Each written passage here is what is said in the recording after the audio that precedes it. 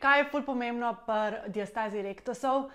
Vsi bi radi vaje in z vajami pač rešili stvari, kar je v bistvu najlažje, ampak pol si z dnevnimi aktivnostmi in s temi stvarmi, ki jih počnete čez dan, lahko to vse pokvarite. Oziroma, zakaj morate paziti, kako se večinoma dneva kaj počnete, kako počnete. Zato bom pač v tem filmčku to pokazala, kako pobirate igrače, otroka, kako se uležete, kako vstanete. Skratka, vse to, kar delamo večkrat na dan in čez dan.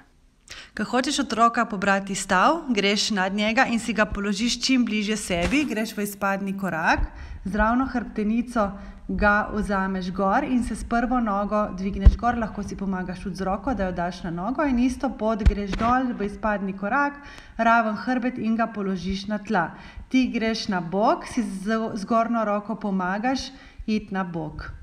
Isto je pač tukaj, da ne smeš vstajati s trebušnimi mišicami, torej ne delaš vsega z nekimi silami in se uležeš dol, brez da bi aktivirala trebušne mišice.